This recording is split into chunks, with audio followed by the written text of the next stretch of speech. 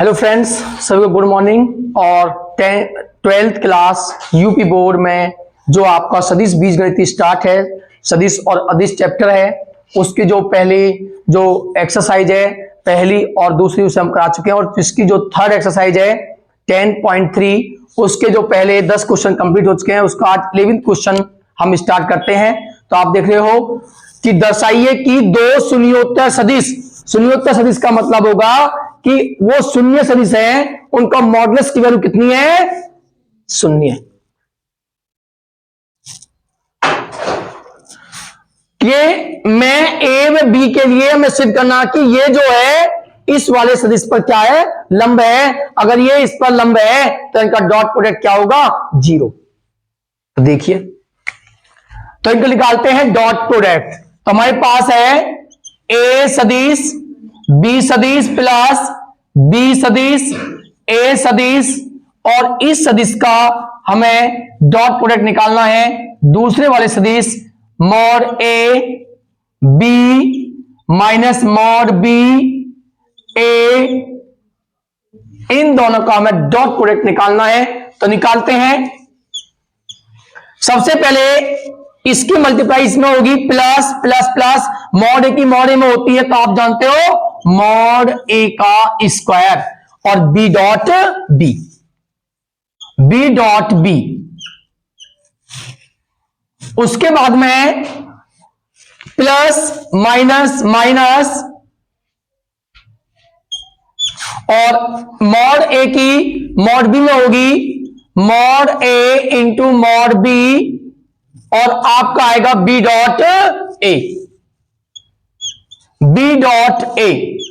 इसी प्रकार mod B A की मल्टीप्लाई करेंगे तो मॉड प्लस प्लस प्लस, और मॉड बी की मॉड ए में होगी तो ए बी, और आपका होगा A dot B, A dot B. Plus minus minus आपकी मल्टीप्लाई होगी मॉड बी की मॉड बी में होगी तो आप लिखोगे मॉड बी स्क्वायर, और ए की डॉट प्रोडक्ट ए में होगा तो A dot A.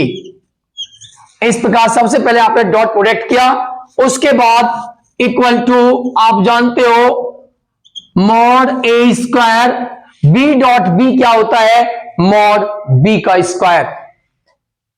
B dot B आप लिख सकते हो, या आप देखोगे बी डॉट बी और माइनस, ये दोनों टर्म जो है आपकी सेम है, बट यहां पर आप देख रहे हो बी डॉट ए है और यहां पर ए डॉट बी है। तो आप देखोगे कि हम लिख सकते हैं मॉड ए मॉड बी, और इसे लिख सकते हैं ए डॉट बी। क्रम विनिमय नियम का पालन करते हैं, बी डॉट ए को हम ए डॉट बी लिख सकते हैं। Plus mod A mod B और ए डॉट बी, और माइनस मॉड बी का स्क्वायर और ए डॉट ए। उसके बाद आप देखोगे ये दोनों टर्म सेम है, बट एक प्लस और एक माइनस की टर्म है, तो दोनों आपकी कैंसिल हो जाती हैं। तो आपका बचता है मॉड ए स्क्वायर और इंटू बी डॉट बी, और प्लस माइनस मॉड बी का स्क्वायर और ए डॉट ए।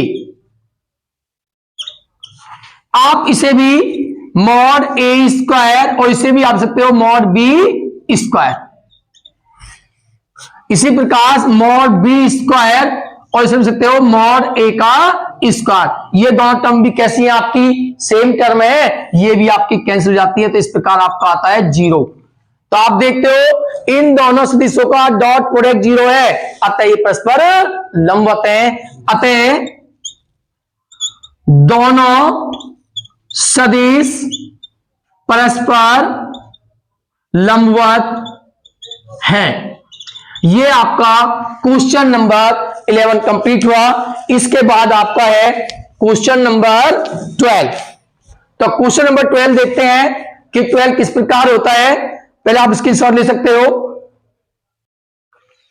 तो आपका क्वेश्चन नंबर 12 है, बोर्ड पर लिखा हुआ है कि यदि ए डॉट ए की वैल्यू आपकी 0 है और ए डॉट बी की वैल्यू भी 0 है, तो हमें बताना है कि बी के बारे में आप क्या निष्कर्ष निकलता है आपके विषय, आप किस प्रकार बताओगे कि ए बी के विषय में क्या है, बी क्या है, ये बताना है इस क्वेश्चन में। तो सबसे पहले तो हमें दिया हुआ है कि ए डॉट ए जो है वो इक्वल है 0 और ए डॉट ए आप जानते हो मॉड ए का स्क्वायर ले सकते हैं इक्वल 0, और यहां से आप देखोगे इसका हटाएंगे तो रूट आएगा, तो मॉड ए इक्वल रूट 0, तो मॉड ए की वैल्यू आपकी क्या निकल के आई 0। यहां से ये निकल के आता है कि ए क्या है आपका एक शून्य सदिश है, अतः ए एक शून्य सदिश है। यहां से आपने ये निकाला ए डॉट ए से निकल के आया कि ए शून्य सदिश है, लेकिन हमें बताना बी के विषय में। तो आइए आपको दिया हुआ है कि जो ए डॉट बी है वो आपका इक्वल 0 है। अब आप देखते हो ए शून्य सदिश है, तो यहां से आपका जो निकल के आएगा बी भी क्या निकल के आएगा 0। क्यों? क्योंकि ए क्या है आपका शून्य सदिश है, तो बी भी क्या होगा 0। अतः निष्कर्ष ये निकल के आया कि बी जो है सदिश बी जो है वो भी क्या है एक शून्य सदिश है। अतः शून्य का मतलब ये हुआ कि बी की वैल्यू आप कुछ भी लो, कोई भी वैल्यू आप बी की लो, वो इस ए डॉट बी को क्या करेगी संतुष्ट करेगी, वो ए डॉट बी को क्या करेगी संतुष्ट करेगी, आप कुछ भी लो। क्यों? क्योंकि मॉड ए आपका क्या है 0 है, ए शून्य सदिश है। तो बी के कोई भी वैल्यू आप लोगे उस सभी के लिए ये रिलेशन क्या होगा संतुष्ट होगा, संतुष्ट करता है। अतः बी के किसी भी मान के लिए यह ए डॉट बी इक्वल 0 संतुष्ट होगा।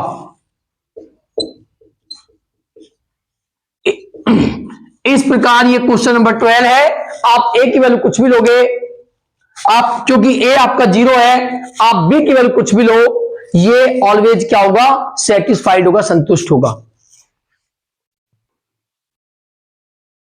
तो आपका क्वेश्चन नंबर 13 क्वेश्चन नंबर 13 है कि यदि ए और बी और सी ये तीनों मात्रक सदिश है, मात्रक सदिश का मतलब होगा इन तीनों का मॉडुलस, इन तीनों का मापांक किसके इक्वल होगा 1।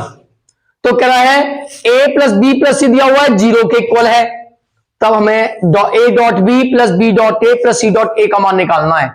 तो सबसे पहले तो हमें दिया हुआ है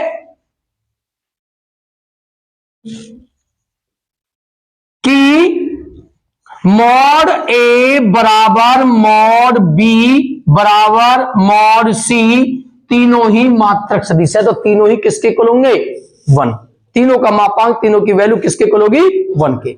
अब आते हैं A plus B plus C equal to दिया हुआ है 0।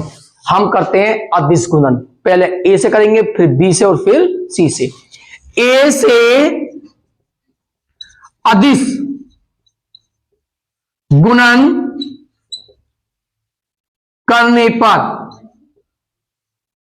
ए से अदिश गुणन करेंगे तो ए से दोनों और डॉट प्रोडक्ट लगाते हैं और लिखेंगे A plus B plus C equal to A dot 0। सबसे पहले आपने अदिश गुणन किया, तो अदिश गुणन करेंगे ए का ए में होगा ए डॉट ए प्लस ए का बी में होगा ए डॉट बी प्लस ए का सी में अदिश गुणन होगा ए डॉट सी और इक्वल टू ए का 0 में होगा आपका आएगा 0। आप जानते हो ए डॉट ए मॉड ए का square plus A dot B, A dot C को हम सी डॉट ए ले सकते हैं क्योंकि हमारे जो वैल्यू निकालनी है वो सी डॉट ए आया हुआ है, तो क्रम विनिमय नियम का पालन करते थे सी डॉट ए लिख सकते हैं इक्वल टू 0। अब आपको जानते हो कि मॉड ए की वैल्यू किसके इक्वल है 1, तो लिखते हैं 1 का square plus A dot B plus C dot A और बराबर 0, A dot B plus C dot A equal to 1 का स्क्वायर 1। जब इसे आप राइट साइड में ले जाओगे तो माइनस का 1 हो जाएगा। इक्वेशन आपकी निकल के आती है फर्स्ट। ये आपकी इक्वेशन फर्स्ट है। अब इसी प्रकार a plus B plus C equal to 0, यहां पर हमने a से अदिश गुणन किया था, अब हम b से अदिश गुणन करेंगे। तो b से अदिश गुणन करने पर, तो b से अदिश गुणन करेंगे तो आएगा आपका b dot a plus B plus C equal to b dot 0। b का अदिश गुणन कीजिए, b dot a plus b dot b और plus b dot c equal to 0। b dot a को a डॉट b लिख सकते हैं, plus b dot b का अर्थ होता है मॉड b का स्क्वायर, और b डॉट c को हम b डॉट c ही यहां पर देखते हो आप, a dot b dot c है ये आपका, और प्लस c डॉट a। तो यहां पर आपका b डॉट c है तो b डॉट c ही रहने देंगे इसको, इक्वल टू 0। आप जानते हो b का जो वैल्यू है, मॉड b की जो वैल्यू है आपके पास वो कितनी है 1, उसकी वैल्यू है आपकी 1, plus b dot c equal to 0। a dot b plus b dot c 1 का स्क्वायर 1। जब इसे आप राइट साइड में लाओगे तो हो जाएंगे माइनस के 1। इक्वेशन आपकी आती है सेकंड। उसके बाद आप a plus B plus C equal to 0, पहले आपने a से अदिश गुणन किया, फिर आपने b से किया, अब आप c से अदिश गुणन करोगे तो लिखेंगे c से अदिश गुणन करने पर,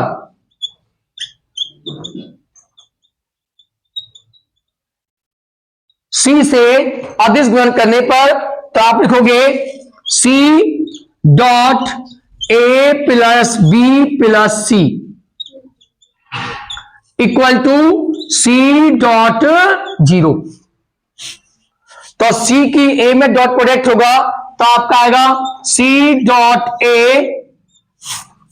c का b में डॉट प्रोडक्ट होगा तो आपका आएगा c डॉट b, और जब c में डॉट प्रोडक्ट होगा तो आपका आएगा c dot c equal to 0। c dot a plus इसे हम b डॉट c ले सकते हैं, क्रम विनिमय नियम का पालन करता है, और c डॉट c का अर्थ क्या होता है mod c square. c dot a plus b dot c, mod c की वैल्यू है आपकी 1, मॉड c की वैल्यू आपके पास 1 है, तो c dot a plus b dot c और 1 का स्क्वायर 1 राइट साइड में हो जाता है -1। अब आप जो है समीकरण 1, 2 और तीनों को जोड़ना है। तीनों समीकरणों को जब आप जोड़ोगे तो आप देखोगे पहले समीकरण में a dot b c dot a dot b plus c dot a, दूसरी समीकरण में है आपका a डॉट b और प्लस b डॉट c,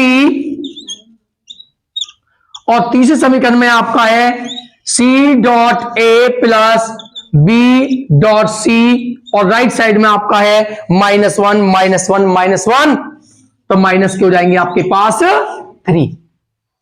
तो देखिए a dot a 2, a dot b plus a dot b 2a dot b dot c plus b dot c 2b dot c dot a plus c dot a 2 C dot A equal to -3। क्या common है? 2 आपका common आता है, तो आपका आता है A dot B dot C और plus C dot A equal to -3। 2 upon में जाएगा आपका, तो A dot B plus B dot C plus C dot A की वैल्यू क्या निकल के आई? -3/2। ये आपका आंसर है। और A dot B plus B dot C plus C dot A की ही वैल्यू आपको पूछी गई थी, और जो वैल्यू निकल के आई आपकी -3/2। तो ये आपका क्वेश्चन नंबर 13 है। और इसके बाद जो क्वेश्चन है उन्हें नेक्स्ट वीडियो में देखेंगे। तब तक आप इन्हें तैयार करें और वीडियो को ज्यादा से ज्यादा लाइक करें और सब्सक्राइब करें।